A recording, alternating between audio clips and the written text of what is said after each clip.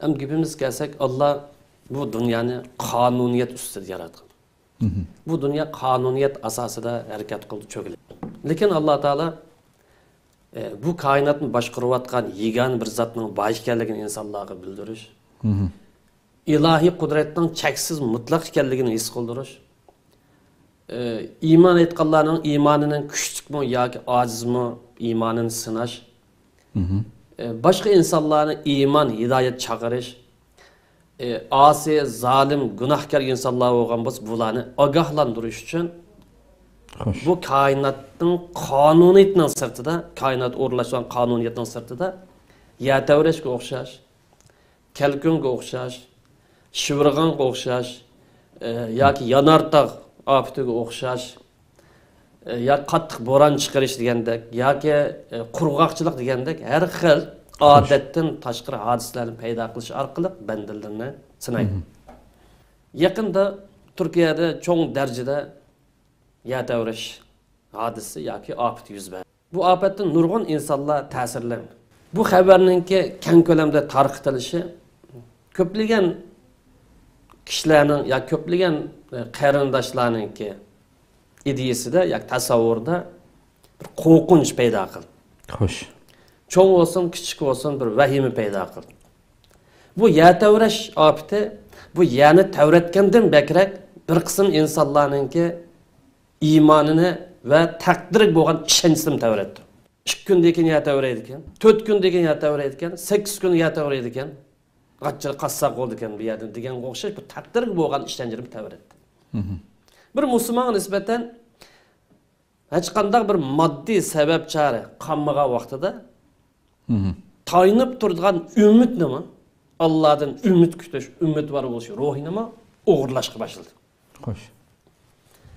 Albatta iymon etishimizdan o'zilam, bizning musulmon bo'lishimizdan o'zilam bu yatavrashga o'xshash yoki kalkunga o'xshash yoki yanartaq yoki yana bir tabiatda Allohni o'rnlashtirish bilan yuz beradigan bu ofatlarni to'sab qololmaydi. Yani musulmon bo'lgan diyorda bunday ofatlar bo'lmaydi. Ammo bu ofatlarninki ko'plab yuz berishi oxirgi vaqtlarda bu qiyomatning yaqinlashayotganligidan signal berdi. Yani gibimiz deymizki iymon aytganlikning o'zi ham bu Allah dunyoda ya kainat o'rnlashtirgan bu ofatlarning yuz berishini to'sab qololmaydi. Ammo iymon o'lib ketgan insonlar haqida va saqlagan insonlar haqida insonning qalbini xotirjam qiladi. Masalan, o'lib ketgan insonlar musulmon bo'lgan bo'lsa, bular hech bo'lmasa shahidlik martabasiga yetibdi. Xo'sh. Degan bu tushuncha bilan uni qalbiga tasalli beradi. Musulmonga nisbatan shahidlik maqomi yetish eng yuksak maqomlarning birisi. İnsan o'zi iroda qilmagan bir shaklda Allohning taqdiri bilan insonning hech qanday bir munosabat bo'lmagan bir shaklda bu dunyodan ketgan bo'lsa, shahidlik martabasiga erisha olsa, bu yaxshi bir natija. Am saqqaganlar tasalli berdigini bu sinaq o qarindoshimiz kelibdi. Xo'sh. Am biz o'g'an bo'lsak saqqabdi. Bu mu Allohning bizga bergan fursat ekan. Hidoyat yo'li qaytishimiz, xatolashgan bo'lsak to'g'ri yo'l qaytishimiz, ozg'un ideya fikr kirib qolgan bo'lsak yenishimiz, yaxshilarni qilmagan bo'lsak yaxshilarni qilishimiz uchun biz qarta bir fursat ekan deb bir umid bag'ishlaydi. Ruhiy, ma'naviy, psixik jihatdan xotirjamlik beradi. Ammo hamma narsaga moddiy o'lcham bilan qaraydigan yoki materializm ko'z qarashi bo'yicha baho beradigan insonlar bu xil haqiqat tushunolmaydi. Xo'sh. Bu tabiiy ofat tabiatning ta'siri bilan, tabiatning kuchi bilan qaraydi. Ammo bunda bir ig'ir bir ofatlik kelib qolsa, o'zini yo'qotib qo'ydi. Tushkunlashib ketdi. Lekin iymon ruhi bo'lgan vaqtida odamda yana bir tasalli, ko'ngil xotirjamligi shakllanadi. Koinotda yoki tabiat Allohning o'rnlashtirishi bilan yuz berayotgan bu ofatlar Allah'nınki kudretini ko'rsatgan bir alametler. Bu o'zligidan bo'lib qolgan ishlar emas. Yanartog'ning portlashi, volqonning chiqishi yoki kalkun kelishi yoki yatavrish o'zligidan bo'lib qolgan bir ish emas. Alloh'ningki kudretining cheksiz ekanligini ko'rsatgan bir alamet. Hem Allah'ning askarlarining qatoridan. Xo'sh. Allah bu askarlar orqali xohlagan yerda, xohlagan zamonda, xohlagan o'rinda, xohlagan kishilarga bu askarlarni ishlatadi. Bu askerler arkalık bazı bir insanlar sınaydı. Ba'zi bir insonlarga yordam berdi. Dushmanga qarta. Ba'zi bir insonlarni ogohlantirdi. Ba'zi bir insonlarni edib berdi. Şu bu yerda aniq qilib ta'kidlab aytamizki, yatavrashga o'xshash koinotda yoki tabiatda Allohning o'rinlashtirishida yuz beradigan bu yatavrashning vaqtini Allohdan boshqa hech kim bilmaydi. Buni kesib aytamiz. Bu insonning ilmiy iqtidoridan, imkoniyatidan yuqori bir narsa. Yatavrashning vaqti manchinchi soat bo'ladi, falon soat bo'ldi deydigan bu vaqt belgilash bu insonningki imkoniyatining sirtidagi bir insonning imkoniyati buna yetmaydi.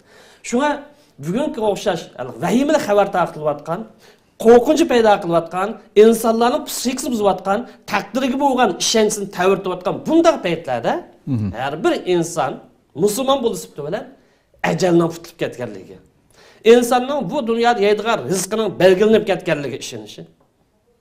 Bu dunyoda qandaylik bir ish yuz bersa Allohning taqdiri bilan bo'lganligi ishonishi.